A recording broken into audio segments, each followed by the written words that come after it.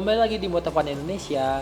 Jadi ini adalah video yang keempat kalinya tentang Honda EDV 160 karena motor ini memang banyak banget yang penasaran. Nah, kali ini kita akan ngebahas fakta-fakta menarik dari motor ini.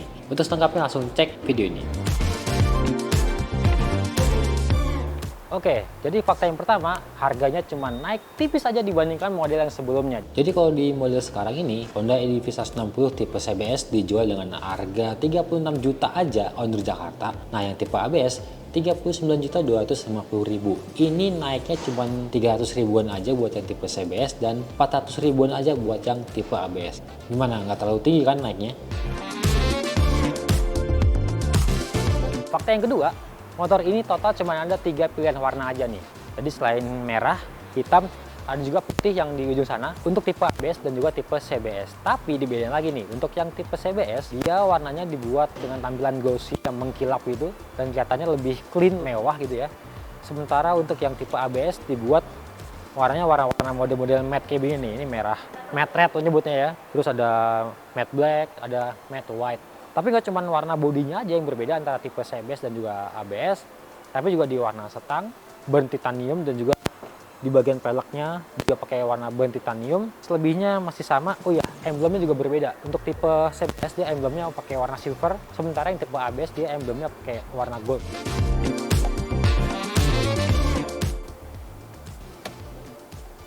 Fakta yang ketiga nih, ini juga banyak dipertanyakan lah sama teman-teman kolom komentar kita.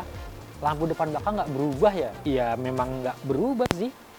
Dia masih LED yang dibuat agak menipis gitu dengan LED DRL yang di atas yang memanjang ke atas ini nih.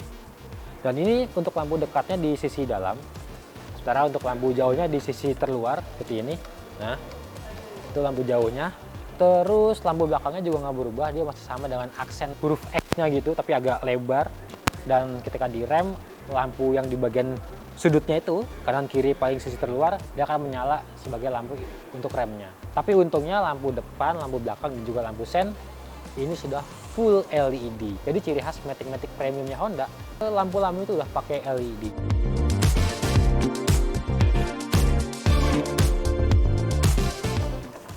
Ini fakta berikutnya nih. Jadi Honda EDV 160 ini juga mendapatkan revisi di bagian windshield. Dia tetap adjustable, bisa naik turun walaupun dengan manual ya, karena kalau otomatis kalian harus belinya Forza. Nah, untuk mengatur windshieldnya dia tinggal tarik 2 buah knop di kanan kirinya ini, tarik keluar terus tekan bawah, tarik lagi ke atas. Dia juga ada perubahan di lekuk windshieldnya sini nih, di shape-nya nih dibandingkan versi sebelumnya. Terus dia punya jarak main 75 mm, jadi kalau di posisi rendah seperti ini lebih pas buat di perkotaan ya. Jadi angin tuh langsung kena ke bagian badan, jadi kalian nggak gerah kalau lagi kena macet-macetan gitu ya. Angin masih bisa kena badan. Nah, kalau touring tinggal pasangin ke atas, ini angin akan langsung melewati bagian bahu. Jadi nggak gampang masuk angin karena dada. Terus secara tampilan juga ini lebih bagus dibandingkan versi sebelumnya. Jadi kalau di posisi terendah, ini kelihatannya tuh masih agak lebih tinggi ya. Terus ada jarak juga sama bodinya. Kalau di versi sebelumnya tuh kayak windshield nempel banget ke bodi, jadi kesannya tuh kayak lagi pakai kompres. Nah, fakta yang kelima, speedometer ini berubah baru, tapi udah nggak ada tanggalannya. Nah, kita lihat langsung nih. Nah, ini adalah tampilan speedonya Honda EDV 160. Ini desainnya, bentuk-bentuknya, terus isi-isinya, tampilannya mirip banget Honda EDV 350. Cuman memang nggak ada fitur-fitur navigasi, connectivity segala macam ya, itu nggak ada. Isinya seperti ini. Ini ada tachometer yang setengah lingkaran dengan menunjukkan angka maksimal di 10.000 rpm. Ada jam digital, fuel meter, speedometer, dan ini bisa kita pilih nih MID-nya ada 3 di sini. Mengaturnya tinggal tekan tombol yang ini nih. Jadi atas buat milih nih apa yang mau dirubah-rubah. Bagian atas dia ada voltase dan suhu air radiator.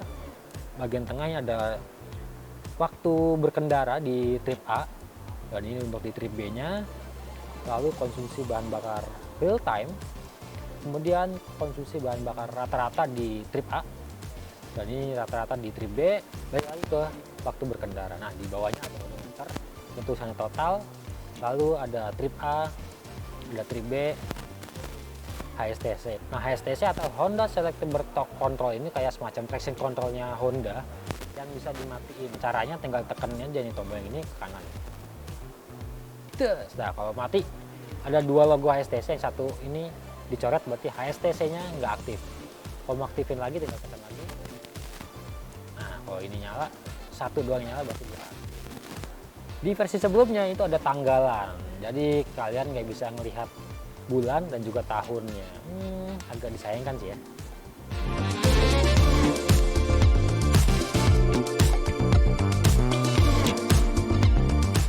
Nah, fakta yang keenam nih teman-teman, dia punya speedometer baru, tapi untuk tombol kontrolnya nggak usah pencet-pencet di bagian speedometernya, tapi disiapin sama Honda tombol khusus di dekat area speedometer juga nih, di bawah setang. Ini tombol navigasinya nih, saya lihat langsung nih. Nah, ini atas bawah bisa mengubah-ubah apa yang mau dirubah di layar sini. Kanan kirinya juga berubah tuh, sama aja tapi indikatornya. Lalu di bagian bawah untuk mematikan HSTC. Ini sebenarnya masih memaksa pengendara harus untuk melepas tangan kiri untuk melihat kontrol di speedometer. Kenapa tidak dibikin kayak pengaturan yang bisa di handlebar sebelah kiri supaya lebih praktis, jadi nggak usah lepas-lepas tangan buat melihat atau mengganti-ganti informasi di speedometer, ya kayak brand sebelah lah.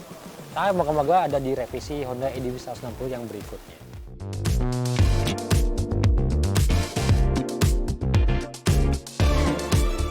Fakta berikutnya, dia punya bagasi yang membesar 2 liter. Jadi total bagasinya 30 liter. Ini gede banget sih. Nah, seperti ini teman-teman bagasinya. Untuk menaruh helm sih di bagian sini. Dan ini masih ada sisa. Ini lega buat naruh jas hujan, lap kamois. Berhubung kita di dalam ruangan nih, karena di luar tuh hujan deras teman-teman dari pagi. Jadi kita nggak bisa mensimulasikan helm ya, nanti di sesi test ride lah ya. Test kita minjem motor langsung, kita cobain helmnya masuk full face yang kayak apa dan half face yang kayak apa. Kalau tadi sih lihat di video TVC-nya helm half face Honda tuh yang warna silver itu masuk di sini.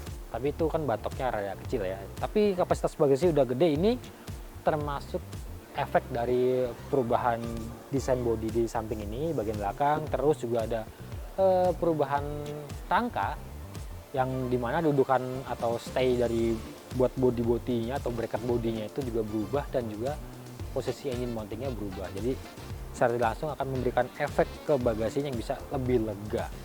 Jadi yang doyan touring-touring, kalau sendirian sih kayaknya cukup lah ya, nggak usah pakai tambah-tambahan box. Ini bagasi udah lega banget.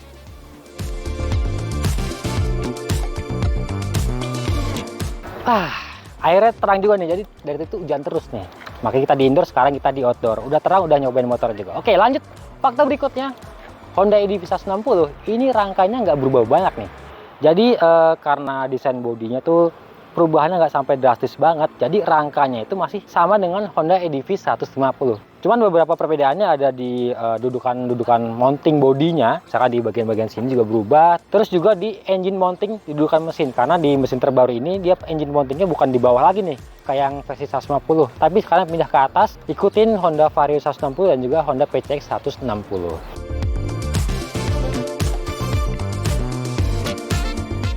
Fakta yang ke-9, mesinnya udah baru nih. Jadi sekarang udah pakai ESP Plus, Enhanced Smart Power Plus. Ini mesinnya turunan dari Honda PCX 160. Jadi dari output tenaga dan juga output torsinya itu sama banget sama Honda PCX 160. Mungkin karena bobot motor ini tuh nggak jauh beda sama Honda PCX ya. Jadi mesinnya disamain, juga settingan-settingan lainnya juga disamain, termasuk settingan ECM, lalu CVT-nya dan juga daleman-daleman juga disamain sama Honda PCX 160. Nah, karakternya ini lebih responsif dibandingkan Honda EDV 150 yang pakai mesin ESP non plus. Biasa banget ketika saya mencobain di test tracknya AHM, akselerasinya lebih berisi, tenaga juga linear tapi ngisi terus, naik terus, dan tadi bisa dapat 80 km/jam lebih di trek lurus yang nggak begitu panjang. Ini udah lumayan banget signifikan perbedaannya. Nanti data lengkapnya kita nunggu sesi test ride yang motor kita belum berpinjam.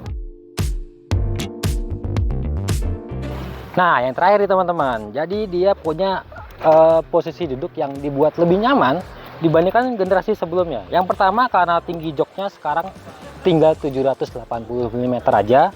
Jadi buat saya yang tinggi 172 cm tuh kakinya naplak banget tuh, main becek-becekan gampang banget.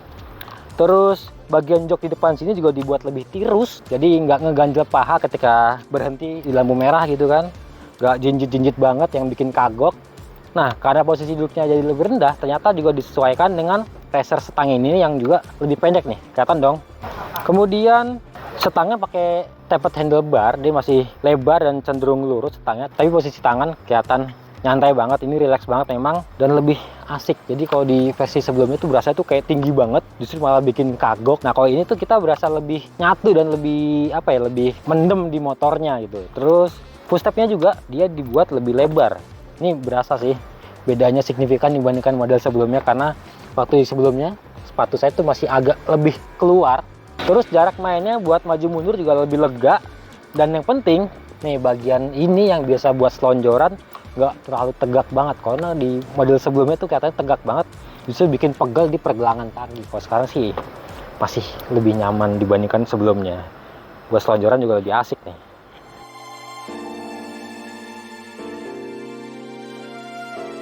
Oke teman-teman, demikian tadi 10 fakta menarik dari Honda EDV 160 model 2022. Terima kasih sudah menonton, sudah menemani saya dari indoor ke outdoor. Dan semoga tadi video ini bisa menjelaskan dan semakin memberikan inspirasi kalian mau beli atau tidak. Ya, kalau kalian kurang lengkap bisa tonton juga video-video kita yang sebelumnya, ada Faris dan dari saya juga yang udah mereview Honda EDV 160 mulai dari test ride, impresi pertama, dan perbedaan CBS juga tipe ABS-nya.